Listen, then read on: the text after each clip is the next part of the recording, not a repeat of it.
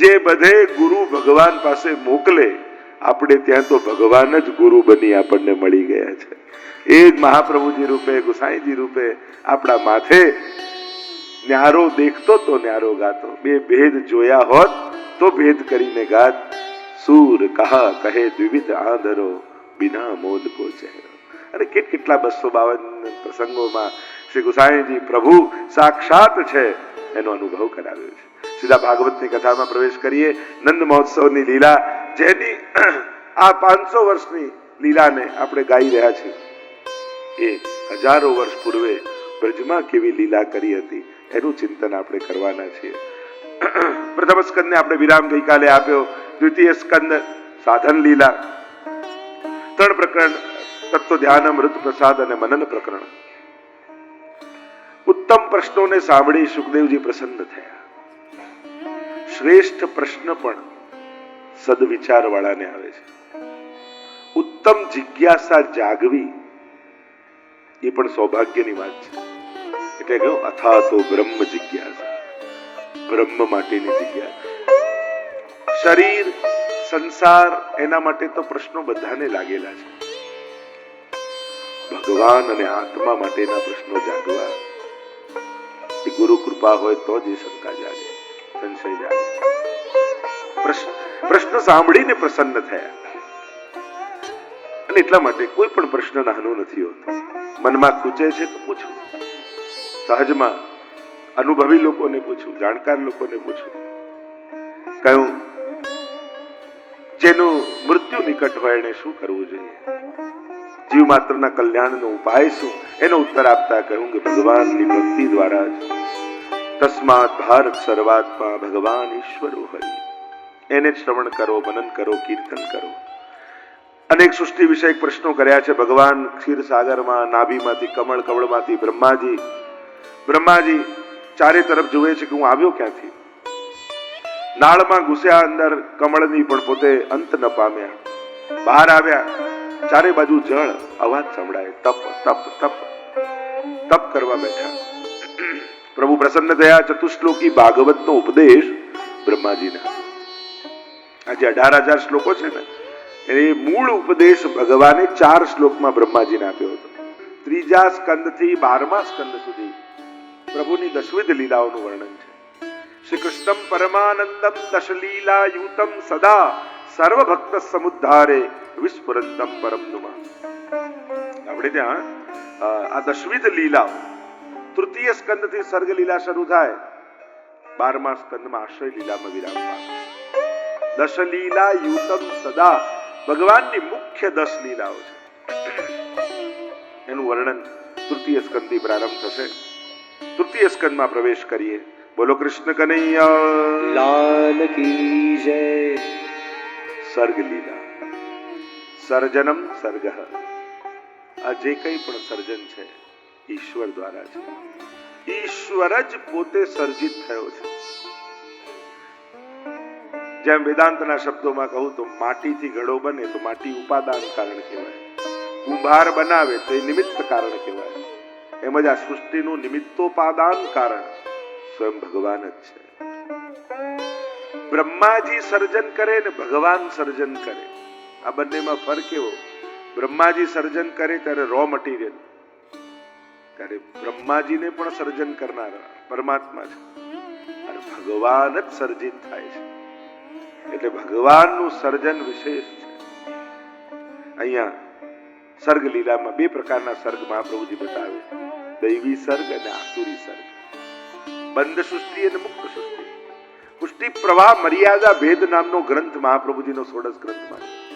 એમાં 3 પ્રકારની સૃષ્ટિની મહાપ્રભુજીએ વાત કરી, પુષ્ટિ સૃષ્ટિ, મર્યાદા સૃષ્ટિ અને પ્રવાહી સૃષ્ટિ. ગીતાજીમાં પણ ભગવાને દૌભૂત સર્ગો લોકેસ્મિન એમ કહીને 2 પ્રકારની સૃષ્ટિની વાત ગીતાજીમાં પણ કરે છે, દૈવી સર્ગ અને આસુરી સર્ગ. બંને પ્રકારના લોકો દુનિયામાં છે જ, પણ ઘણીવાર આપણને આસુરી વૃત્તિઓ વધારે પ્રબળ દેખાય દૈવી કરતા. તમે ક્યારેક કોઈ કથામાં એવું સાંભળ્યું, એક દુબળો પાતળો ગરીબ અસુર હતો.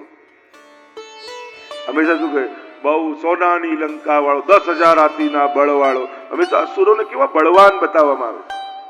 ક્યારે કોઈ ગરીબ બિચાર અને બ્રાહ્મણ માટે કે કોઈ સંત માટે કે મહાત્મા માટે કે કોઈ અસુર માટે આવું કે ક્યાંય કોઈ કથામાં આવ્યું? હંમેશા અસુરો બળવાન દેખાય છે, પણ ગમે તેટલો બળવાન હોય ધર્મની આગળ તો એની હાર જ થાય છે.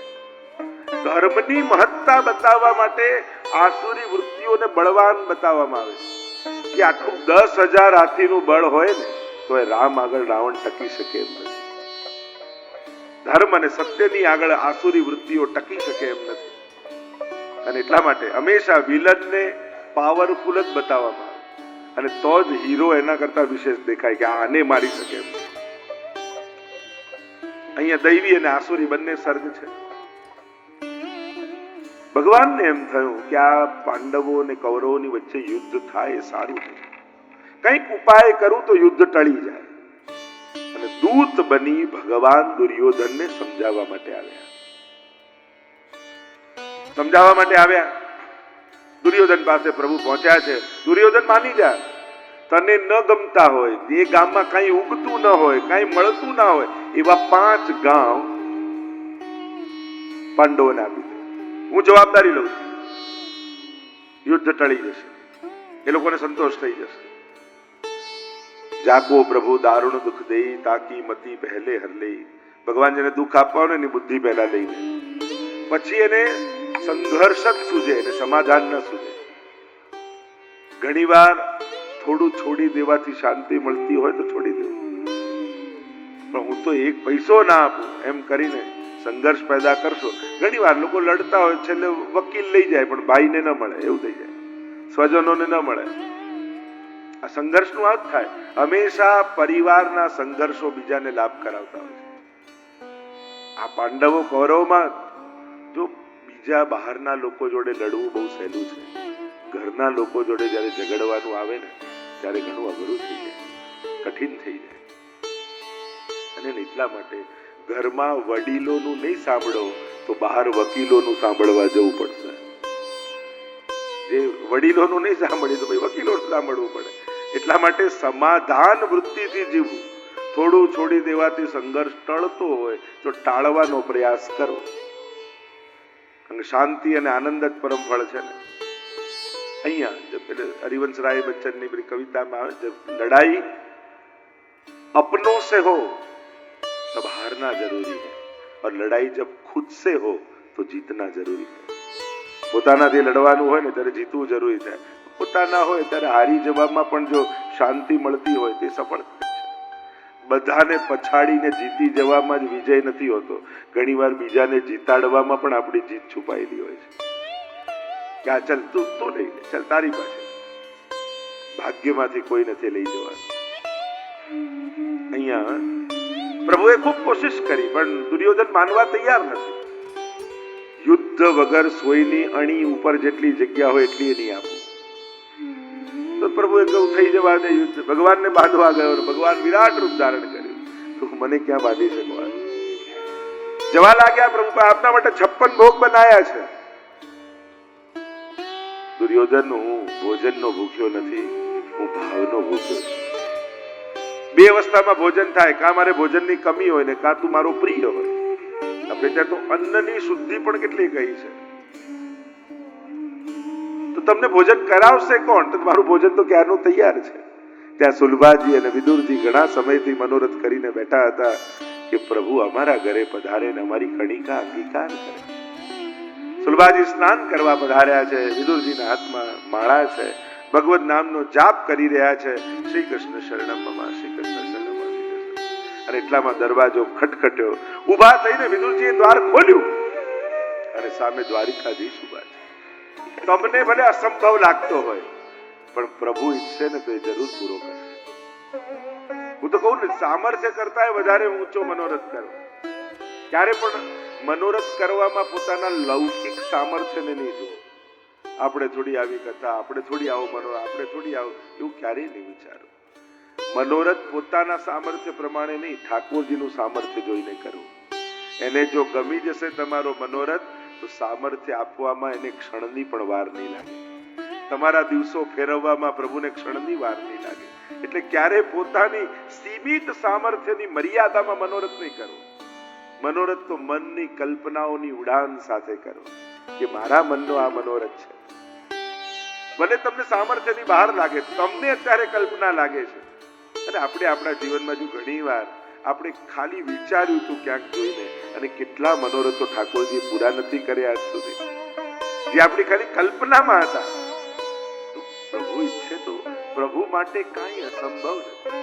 એટલે જ કહ્યું, ઠાકોરજી માટે વિપરીત ભાવના અને અસંભાવના ક્યારે નહીં કરવી.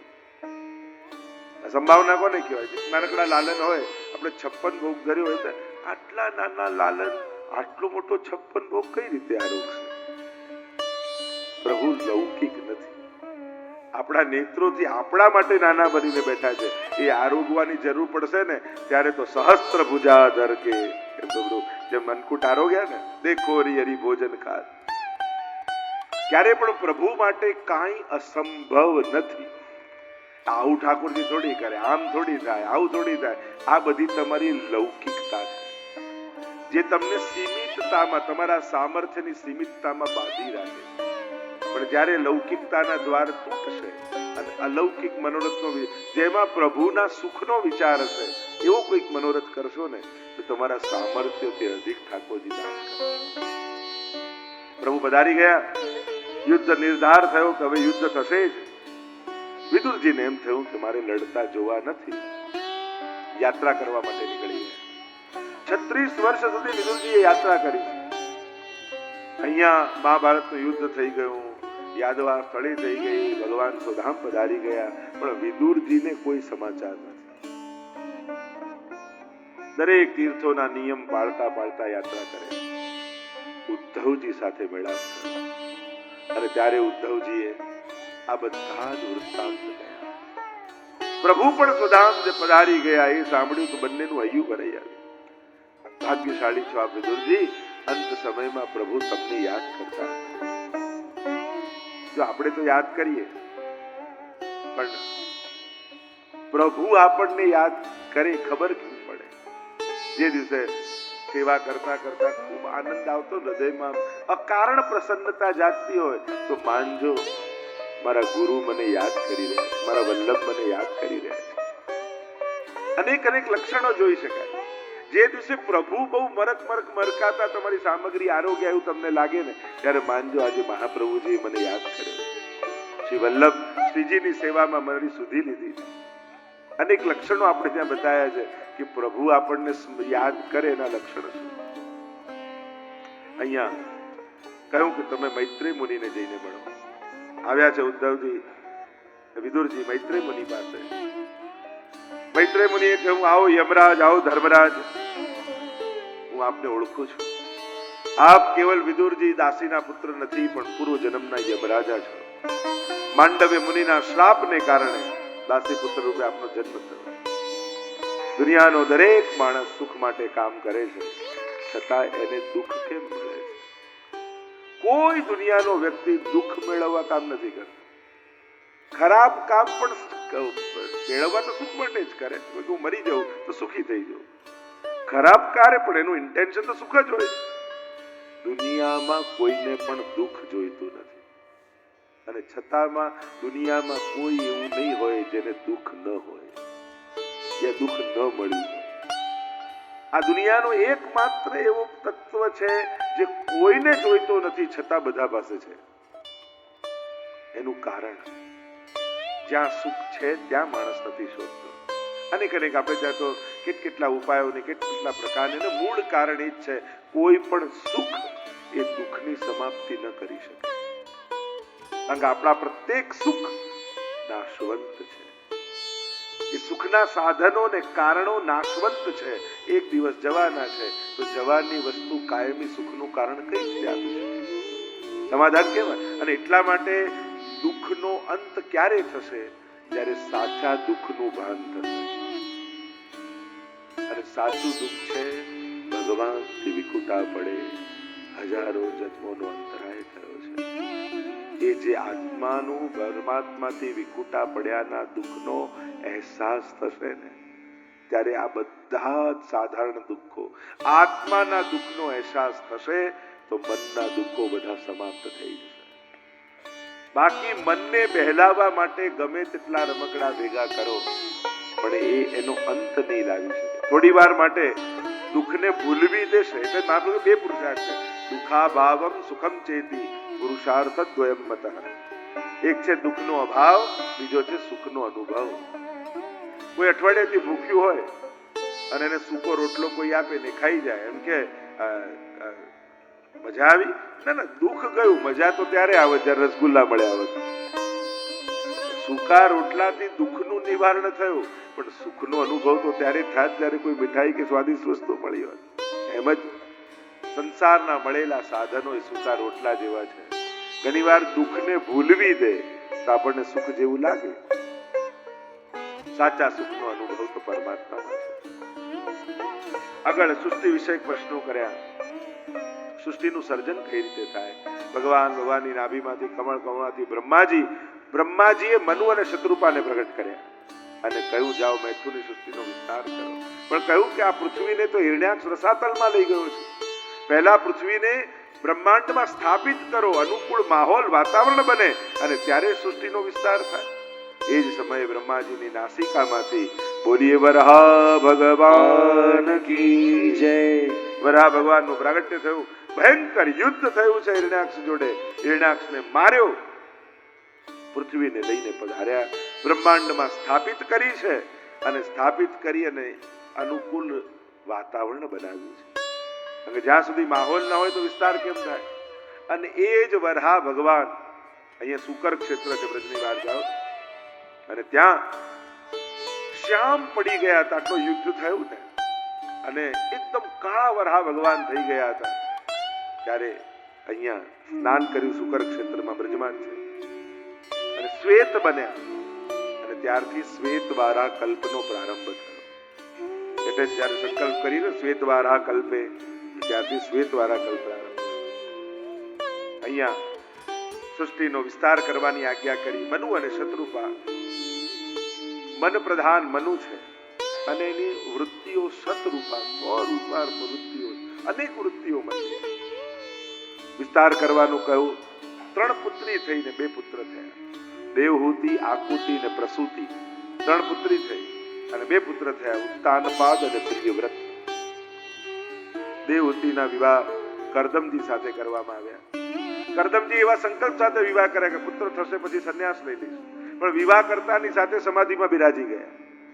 દેવહૂતિએ ખૂબ સેવા કરી, શરીર સૂકવી નાખ્યું પોતાનું, ક્યારે સામે જોયું પણ નહીં. અને એક દિવસ દ્રષ્ટિ પડી ક્યારે મારી પાછળ આને પોતાનું શરીર ઓગાળી. જીવનમાં ઘણી વાર એવું થાય, બહારના લોકો થોડી મદદ કરે ને તો જ્યારે મળે ત્યારે થેન્ક યુ કયા કરે. અને ઘણા ઘરના લોકો કહેતા ન હોય પણ આપણા માટે જીવન ઘસી નાખતા હોય, પણ એમને ક્યારે થેન્ક યુ ના કહીએ. એ મા રૂપે હોય, દીકરી રૂપે હોય, પત્ની રૂપે હોય, બહેન રૂપે હોય, કોઈ પણ ઘણા રૂપે, એ પતિ રૂપે હોઈ શકે, ભાઈ રૂપે હોઈ શકે, પિતા રૂપે હોઈ શકે. આપણી સફળતામાં ઘણા પગથિયાઓ બન્યા, પણ ઘણી વાર ઉપર ચડ્યા પછી પહેલા બીજા ત્રીજા પગથિયાને ભૂલી જઈએ. જીવનમાં નાનો ઉપકાર પણ જીવનમાં યાદ રાખો, બોલવું. આપણા જીવનના ઘડતરમાં કોઈનો પણ હાથ કે સાથ રહ્યો હોય ને એને વાગોળતા રહેવું, અવસર મળે તો એનો આભાર માનતા રહેવું કે આ બધાનો. કારણ કે આપણે કે હું અહીંયા પહોંચ્યો તો આપણે એકલા નથી હોતા, કેટલા લોકો પગથિયા બન્યા હોય છે, નાની મોટી કેટલા લોકોની મદદ અને સાથ જીવનમાં આપણે લીધો હોય છે, પણ એને આપણે ભૂલી જતા હોઈએ છીએ. સજ્જન વ્યક્તિઓ સ્મરણ કરતા હોય. અને જેટલા ઝાડ પર ફળ ઉગે એટલું ઝાડ ઝૂકતું જાય, એમ તમારામાં જેટલા ગુણો, સામર્થ્ય, પદ, પ્રતિષ્ઠા મળતી જાય એમ નમ્રતા વધવી.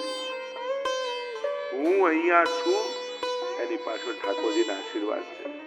જેટલી દીનતા, નમ્રતા આવશે એટલું તમારું સન્માન વધશે.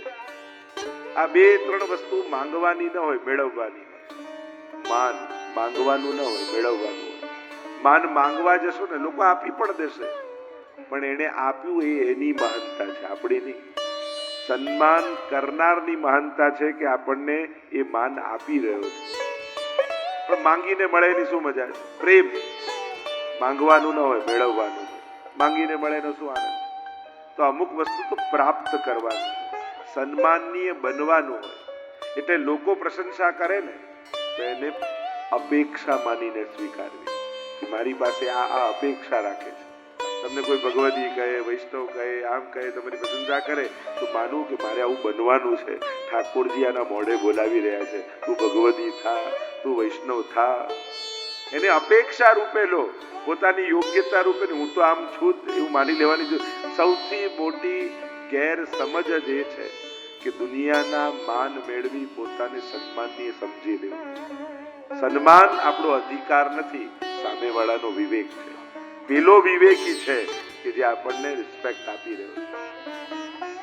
જોયું દેવહૂતિને શરીર ઓગાળીને કઈ રીતે સેવા કરી, બહુ શુશ્રૂષયા આત્મશૌચેન ગૌરવેણ દંભેન ચ દમેન ચ, અને સેવા કઈ રીતે કરાય એનો વિવેક બતાવે. અહીંયા થયું સુંદર વિમાન તૈયાર કર્યું, વિહાર કર્યો છે, 9 કન્યા થઈ, 10મા પુત્ર રૂપે. બોલો કપિલ નારાયણ ભગવાન કી જય. આ એ સ્થાન છે જ્યાં સિદ્ધપુર કપિલ કરદમજીનું તપ જોઈ ભગવાનની આંખમાંથી અશ્રુબિંદુઓ પડ્યા હતા. એટલે ત્યાં બિંદુ સરોવર છે. અને અહીંયા કપિલ ભગવાનના સંગથી દેવહૂતિનો ઉદ્ધાર થયો. એટલે માતૃ શ્રાદ્ધ યા માતૃની વિધિ એ બિંદુ સરોવર પર કરવામાં આવે છે. ત્યારે જોયું, અરે મારા પર કૃપા કરવા માટે ભગવાન પધાર્યા છે. દેવહૂતિ ગયા પુત્ર પાસે, કપિલ ભગવાન સાંખ્ય શાસ્ત્રના ઉપદેશક છે. પ્રકૃતિ અને પુરુષનો ભેદ સમજાવ્યો અને કઈ રીતે આત્મોદ્ધાર, સર્વ મોહમાંથી મુક્તિ સિદ્ધ કરવી, અનાસક્ત ભાવ કેળવવો અને સાંખ્ય શાસ્ત્રનો ઉપદેશ કર્યો છે. શેશ્વર સાંખ્ય અને નિરીશ્વર સાંખ્ય બંને પ્રકારના સાંખ્ય શાસ્ત્રો છે. માતાનો ઉદ્ધાર થયો. કપિલ ભગવાન ગયા પૂર્વ દિશા તરફ. તૃતીય સ્કંદને વિરામ આપીએ. બોલો ગોવર્ધન નાથ કી જય. ભાગવત ભગવાન કી જય. ચતુર્થ સ્કંદ સર્ગ લીલા, સર્જનમ સર્ગ. અને જેમ સર્ગ આ વિસર્ગ લીલા, વિવિધ પ્રકારનો સર્ગ. 4 પ્રકરણ વિભાગ મહાપ્રભુજીએ બતાવ્યા: ધર્મ, અર્થ, કામ અને મોક્ષ. જ્યારે ચતુર્વિધ પુરુષાર્થ આપણે કહીએ છીએ. 4 પ્રકરણમાં મહાપ્રભુજી આ ચતુર્થ સ્કંદને મૂક્યો. ધર્મ પ્રકરણમાં પ્રસૂતિને ત્યાં યજ્ઞ નારાયણ ભગવાનની પ્રાગટ્યની કથા. બોલો યજ્ઞ નારાયણ ભગવાન કી જય. દક્ષ પ્રજાપતિના યજ્ઞની કથા આવી. મોટું પદ મળ્યું, પ્રતિષ્ઠા મળી. થયું કે મારાથી શ્રેષ્ઠ બીજું કોઈ નથી. સમાજ જ્યારે ઊંચા સ્થાને બેસાડે ને તો મોટા સ્થાને બેસનારાઓની જવાબદારીઓ પણ મોટી હોય છે.